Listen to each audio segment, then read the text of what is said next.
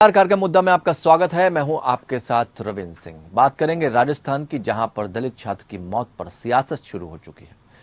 राजस्थान के जालौर में तीसरी कक्षा में पढ़ने वाले 9 साल के दलित छात्र की स्कूल टीचर के हाथों पिटाई के बाद मौत पर सियासत गरमा गई। बीजेपी प्रदेश अध्यक्ष सतीश पूनिया ने कहा, प्रदेश का मुख्यमंत्री और गृह मंत्री कमजोर है, इसलिए ऐसी घटनाएं हो रही हैं। जिसके बाद मामला यही नहीं रुका। प्रदेश के मुखिया सीएम अशोक गहलोत ने पूनिया के इस बयान पर पलटवार करते हुए उल्टे बीजेपी पर ही आरोप मढ़ दिया। गहलोत ने कहा, जालौर में ही शेड्यूल्ड कास्ट के संत फंदा लगाकर लटक गए थे। बीजेपी एमएलए ने उसके घर के सामने खाई खोदी, जिससे वो संत मर गया और शव लटकता रहा। लेकिन कांग्रेस के एमएलए ने वहां राजनीति नहीं की। डेड बॉडी को पूर्व एमएलए रामलाल मेघवाल ने दूसरे दिन शाम को उतरवाया। वो बीजेपी विधायक थे, जिसे बाद में मुजरिम बनाया गया। लेकिन अब स्कूली बच्चे की एक घटना हो गई तो सरकार ने तुरंत शिक्षक को अरेस्ट कर लिया, मुआवजा दे दिया। उसके बाद में क्या कर सकते हैं? लेकिन बीजेपी के लोग उसमें भी राजनीति तलाश कर रहे हैं। जिसके बाद पूनिया ने कहा, कोई भी व्यक्ति अपराध तभी करता है और बेखौफ तभी होता है जब उस पर शासन का इकबाल खत्म हो जाता है। राजस्थान की मौजूदा सरकार के रहते इस तरह की अनगिनत घटनाएं इस बात का सबूत है कि राजस्थान का मुख्यमंत्री लाचार है, गृह मंत्री मजबूर है। वो इन सब बातों को कायम करने के लिए कमजोर है। जब सरकार, मंत्री, मुख्यमंत्री कमजोर होते हैं तो इस तरह की घटनाएं बढ़ जाती हैं। पानी अब सिर से गुजर गया, लेकिन अपील है कि हमारे लिए सियासत से बड़ा समाज है। समाज की एकता और भाईचारा बना रहे, दोषियों को कड़ी से कड़ी सजा जरूर मिले। लेकिन सियासत का ये जब दौर चलता है तो सवाल ये उठते हैं कि अगर किसी छात्र की मौत होती है तो उसे कैटेगराइज क्यों किया जाता है, क्या वजह है? और अभी तक इस बात की कोई वजह सामने भी नहीं आ पाई है कि छात्र की मौत पानी पीने को लेकर हुई है या पानी पीने से उसकी पिटाई की गई है। क्योंकि बहुत सारे बच्चे ये कह रहे हैं कि मटकी का कोई झंझट ही नहीं है, सब टंकी से पानी पीते हैं। सच्चाई क्या है और सच्चाई अभी तक सामने क्यों नहीं आ सकी? क्या हिला हवाली की जा रही है? इसको हमें समझना होगा। दो खास मेहमान हमारे साथ जुड़े हुए हैं। आशीष चतुर्वेदी, प्रवक्ता भारतीय जनता पार्टी, दीपचंद राठौर, नेता कांग्रेस। आप दोनों मेहमानों का बहुत बहुत स्वागत करते हैं।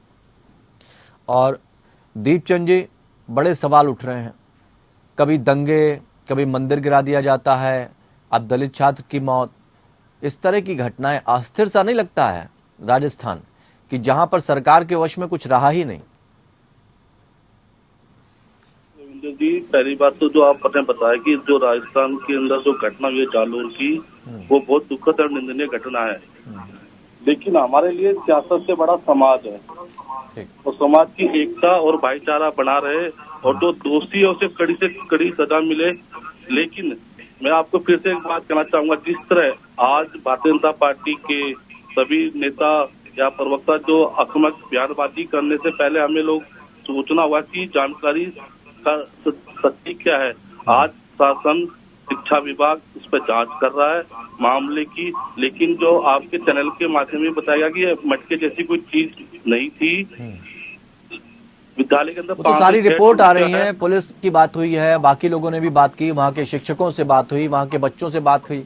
हम तो ताज्जुब कर रहे हैं कि आपको ये बात हमारे चैनल के माध्यम से पता लग रही है और बाकी जगह से पता नहीं लग पाई। मैं आपको बता रहा हूँ कि वहाँ पर ऐसी कोई बात नहीं है। वहाँ 5-6 टूटियां थी, उसमें जो विद्यालय का अध्यापक और बच्चे उसी टूटी से पानी पिया करते थे। लेकिन छुआछूत वाली कोई बात ही नहीं है। आज और सिर्फ एक नैरेटिव न्यूज चलाकर कांग्रेस पार्टी की दादा सरकार है, वहाँ पर उनको बदनाम करने की कोशिश की जा रही है। लेकिन जो कानूनी कार्रवाई, मैं फिर से कह रहा हूँ, लेकिन सर जांच जो हुई है उसमें तो अब तक चीजें सामने आ जानी चाहिए थी। अगर वहां मटकी नहीं है, बुला है कि बच्चे के साथ उन्होंने मारपीट की है, तो किस बात को लेकर? यही तो जांच में आना चाहिए ना। मारपीट की है और वहाँ के प्रशासन ने उनको अरेस्ट भी कर लिया। अब देखो जांच चल रही है, जो जांच होगी उसके ऊपर हमें आपको कानून के अंदर विश्वास रखना होगा।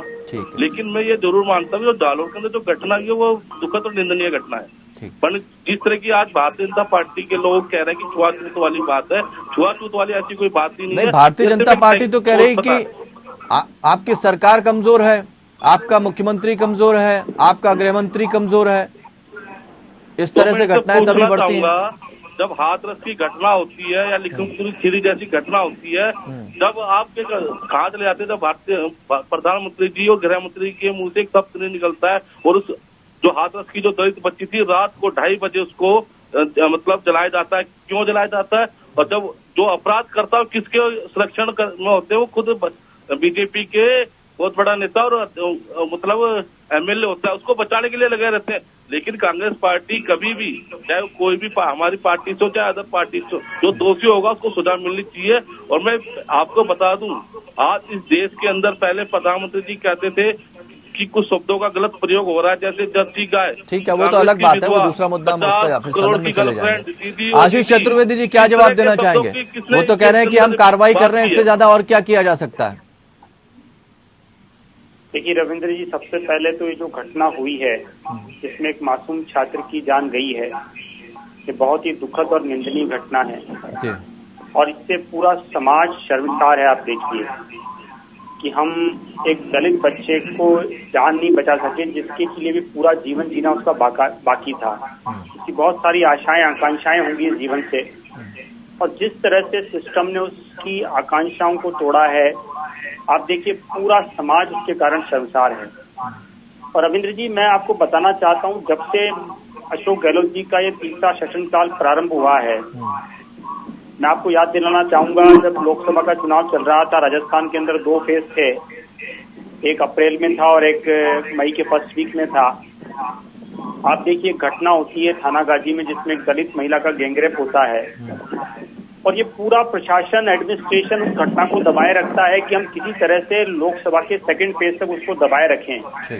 लिखनपुरी में सरकार की मेंटेलिटी है ना। अरे सुनिए दीपचंद जी, थोड़ा धैर्य से सुनिए ना, आपका नंबर आएगा ना।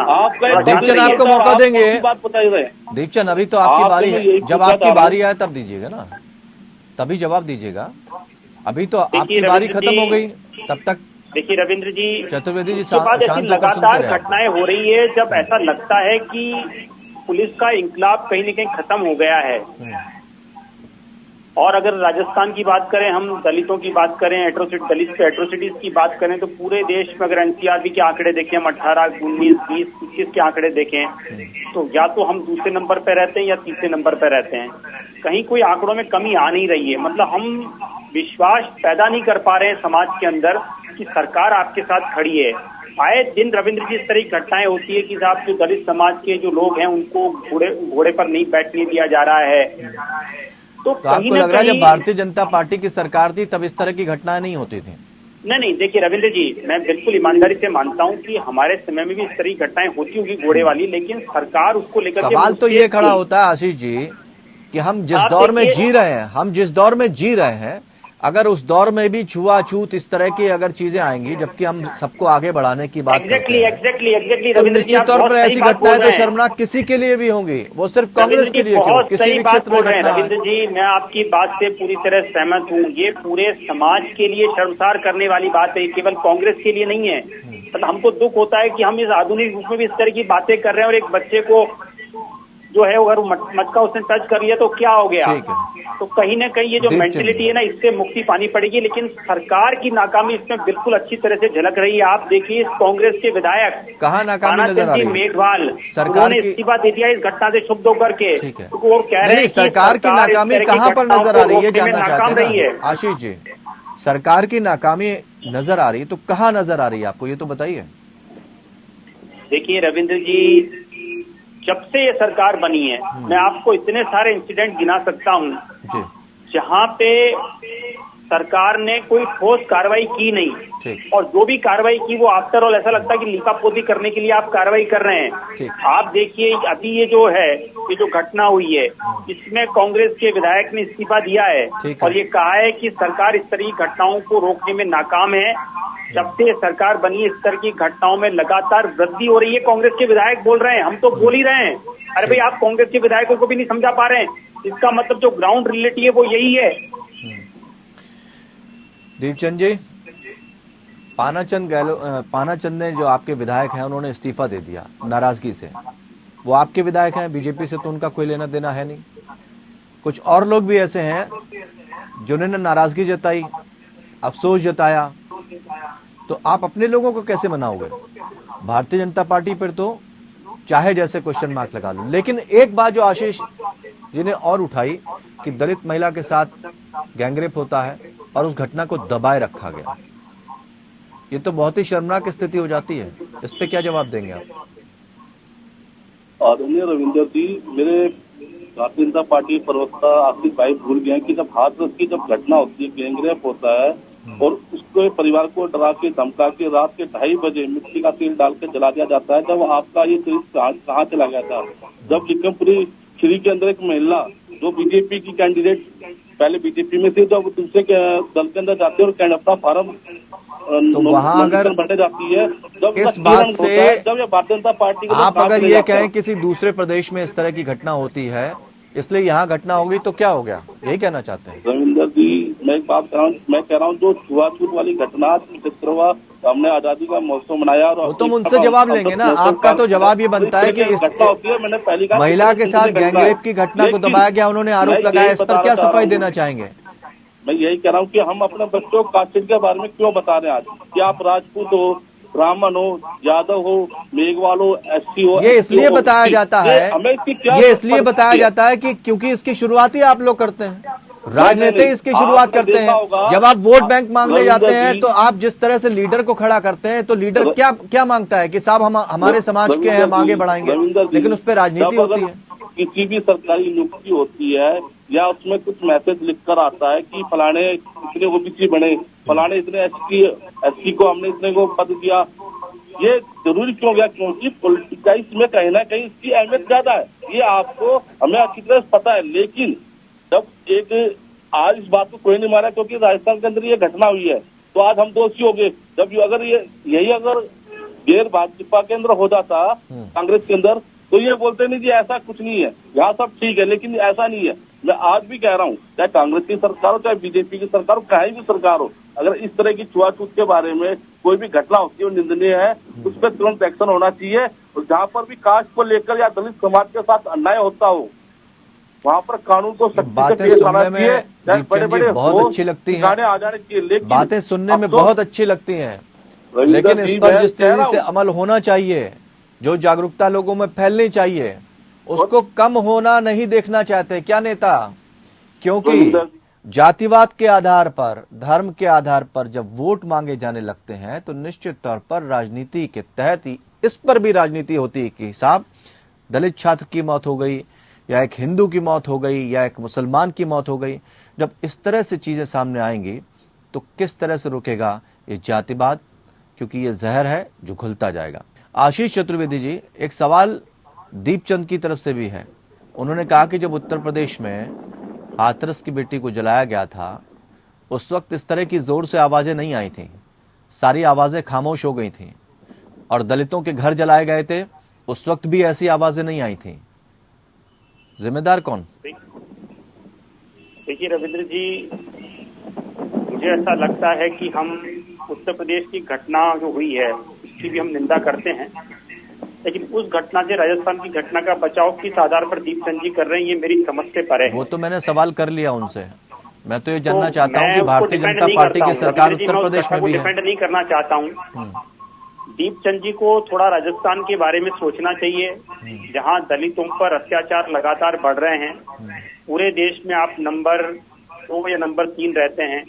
महिलाओं पर अत्याचार में दीपचंद जी, आपकी जानकारी के लिए बता देता हूँ, राजस्थान पूरे देश में 2019, 2020, 2021 लगातार पूरे देश पे नंबर 1 बना हुआ है। 3 साल से जब से अशोक गहलोत जी ने तीसरी बार इस राज्य की कमान संभाली है, और आए दिन इस तरह की घटनाएं हो रही है। रविंद्र जी, मैं आपको बताऊं तो अपराध इसी तरह के आरोप तब भी लगते थे जब वसुंधरा राजे की सरकार थी, तब इधर से कांग्रेस की तरफ से आरोप लगते थे। रविंद्र जी आप आंकड़े मिला लीजिए, एनसीआरबी के आंकड़े बिल्कुल पब्लिक डोमेन में हैं, स्पष्ट रूप से हैं।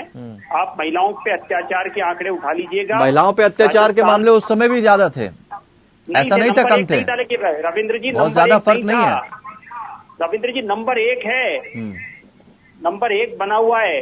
आए दिन छोटी छोटी बच्चियों से लेकर के आप देखिए इस तरह से बलात्कार हो रहे हैं। मुख्यमंत्री जी उसको इस आधार पर बोल रहे हैं कि साहब आपने जो कानून बनाया कि आपने जो फांसी की सजा जब से लागू की है तब से उनकी बच्चों की डेथ बढ़ गई है। मतलब इतना गैर जिम्मेदाराना बयान आप दे रहे हैं। दीपचंद जी और जवाब अभी आप दीजिए। अभी आप जो मुआवजा दे रहे हैं, एक मिनट रविंद्र जी, अभी जो मुआवजा दिया जा रहा है, आप देखिए मात्र 5 लाख रुपए इन्होंने दिए हैं। हमारे जो सांसद है, हमारे जो नेता, वही तो मांग कर रहे हैं कि भाई आप कम से कम, आप बिल्कुल सही बोल रहे हैं कि जो बच्चे की मौत हुई है, मासूम बच्चे की मौत, हम कुछ भी कर लें, हम कुछ भी मुआवजा दे दें, लेकिन उस बच्चे को हम वापस नहीं ला सकते। न माँ को उसका बेटा दिला सकते हैं, न पिता को उसका बेटा दिला सकते हैं।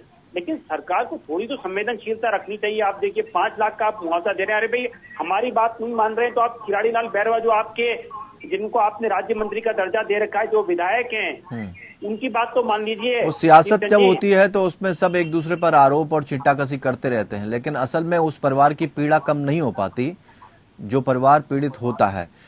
दीपचंद जी, 2 सवाल उन्होंने दागे हैं। एक तो क्राइम का ग्राफ लगातार बढ़ रहा है जब से गहलोत जी सवार हैं अपनी गद्दी पर, और दूसरी तरफ जो बयान दिया गया वो बेहद शर्मनाक। ऐसे बयानों से अपराधियों के हौसले बढ़ते हैं और ठोस कार्रवाई जब नहीं होती, कार्रवाई में कमजोरी होती। कई बार तो ऐसा देखा गया, वीडियो आया कि बचाने की कोशिश की जा रही है, किसी की हत्या की बात की जा रही है। नुपुर शर्मा केस की तरफ याद दिला रहा हूं आपको, तो पुलिस क्या कह रही थी पीछे से सबने सुना। इस तरह की चीजें कमजोर करती हैं चीजों को, अपराधियों के हौसले बढ़ा देती हैं। आदरणीय रविंद्र जी, मैं आपको बताना चाहूंगा कि भारतीय जनता पार्टी की 17 राज्यों में सरकारें हैं। क्या 17 राज्यों के अंदर सभी महिला सुरक्षित है? वहाँ मतलब अपराध नहीं होते? क्राइम का ग्राफ देखिए सर, 2019 में 6000 बता रहे हैं आप, 6000 से ऊपर था, 2020 में 8000 से ऊपर हो गया। इतनी तेजी से आंकड़ा बढ़ा है। कहाँ चल रहा है? उत्तर प्रदेश में।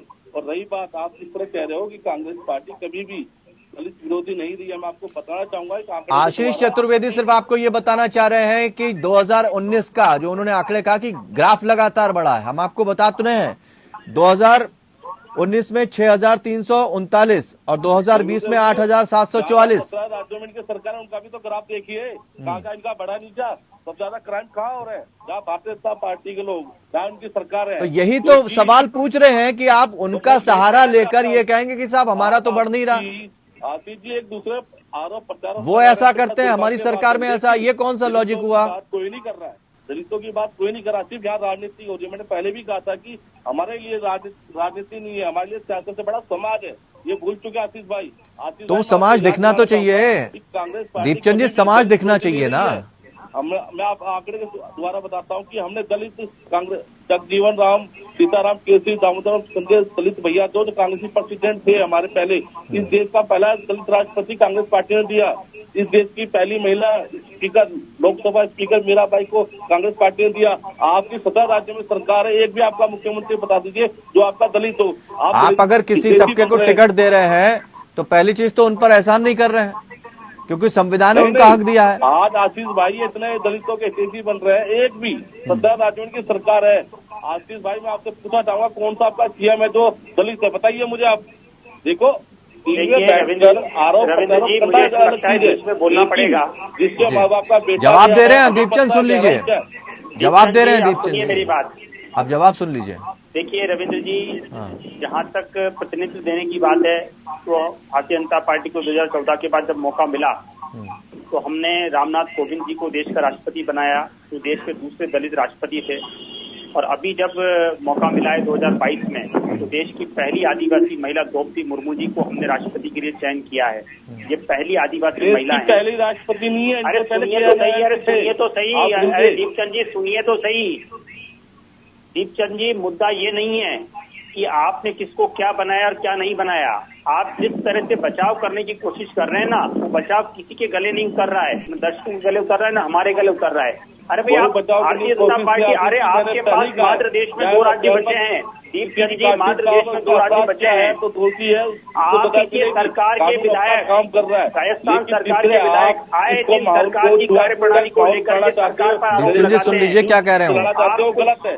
सुनिए तो सही दीपचंद जी, आशीष चतुर्वेदी की बातों को सुन लीजिए। जब कुलदीप सेंगर को किसने बचाने की कोशिश करी? पूरा अरे सुनिए दीपचंद जी, आप ही के विधायक बोलते हैं कि विधानसभा में दलित विधायकों को बोलने का मौका नहीं दिया जा रहा है। ये रमेश मीणा जी बोल रहे हैं जो भी मंत्री बने, करना गलत बात है। यही बात खिलाड़ीलाल बेड़वा जी बोलते हैं, यही बात रामनारायण मीणा जी दीपचंद राठौर जी, आपको बोलने नहीं दिया जा रहा है। अगर आप बोलने नहीं देंगे दबाया जा रहा है। तो कोई अपनी बात कैसे रखेगा? दीपचंद राठौर जी, हमने आपको भरपूर समय दिया, ऐसा भी नहीं कि आपको बीच में काटा हो। बात सुनी हमने, आशीष चतुर्वेदी की बात सुन लीजिए, उसके बाद जवाब दीजिए ना। आप किसने रोका आपको? कम से कम सुन तो लीजिए क्या कहना चाह रहे हैं। आप ही की सरकार में जो विधायक हैं, जो दलित विधायक हैं, चाहे हम रमेश मीणा जी की दलित और आदिवासी विधायक है, अपने रमेश मीणा जी की बात कर लें, रामनारायण मीणा जी की बात करें, खिलाड़ीलाल बेड़वा जी की बात करें। नहीं, एक बात बताइए आशीष चतुर्वेदी, एक बहुत सीधा सा सवाल हम आपसे करना चाहेंगे। ये आरोप प्रत्यारोप का दौर कभी खत्म होगा? आरोप नहीं है, क्या? एक मिनट सुन लीजिए, पहले बात सुन लीजिए। मैं सिर्फ ये जानना चाहता हूं कि जिस तरह से एक आतंकवाद होता है ना, उसके मुद्दे पर हर बार कहा जाता है राजनीति नहीं करना चाहिए, पूरे राष्ट्र को, पूरे देश को एक होना चाहिए। ये जो इस तरह के मुद्दे होते हैं जिसमें एक व्यक्ति की जान चली जाती है, और दलित है या मुस्लिम है या हिंदू है, इस तरह की राजनीति ये बंद नहीं हो सकती क्या? हम जिस दिशा में जा रहे हैं और जिस दिशा में देश को आगे ले जाना चाहते हैं, सारे दल एक मंच में नहीं आ सकते क्या? या इस पे सियासत जरूरी है? देखिए रविंद्र जी, आपने जो बात कही है बहुत ही आदर्श बात है। निश्चित रूप से होना ये चाहिए कि हमको जाति के सारे बंधन तोड़ने चाहिए और हम सबको एकजुट होकर के देश की जो समस्याएं हैं उसके लिए हमको एकजुट होकर के लक्ष्य की तरफ बढ़ना चाहिए। और यही बात आदरणीय प्रधानमंत्री जी भी बार बार कहते हैं, और यही बात अभी आपने ध्यान होगा भी 2 दिन पहले प्रधानमंत्री जी ने तो संकेत दिए, जब पांव धोए थे उसके बाद उनकी पूजा की थी, तो साफ संकेत दिए कि भाई अब इन चीजों को खत्म होना चाहिए। एग्जैक्टली, लेकिन इस पे राजनीति भी तो बंद होनी चाहिए। प्रधानमंत्री जी अपने कामों के द्वारा लगातार ये मैसेज देने की कोशिश कर रहे हैं। नहीं, लेकिन बाकी लोग क्या कर रहे हैं? एक मंच पर क्यों नहीं आते? आरोप प्रत्यारोप ही क्यों चलता है? एक मंच पर बैठे। मुझे ऐसा लगता है रविंद्र जी, जब से कांग्रेस ने देश में एक राजनीति की शुरुआत की ना, तो इन्होंने जो डिवाइड एंड रूल पॉलिसी थी अंग्रेजों की, उसको इन्होंने समाज में बांटने का काम किया। आप देखिए कि किस तरह से हम देश को विभिन्न जाति में बांटे हैं, किस तरह से उनमें। दीपचंद जी, चलते चलते एक जवाब चाहेंगे कि अगर मटकी पे जांच अटकी है तो ये जांच कब तक सामने आ पाएगी? क्योंकि अभी तक मटकी थी या टंकी थी, इस बात का कोई साफ या ठोस सबूत नहीं सामने आ पाया।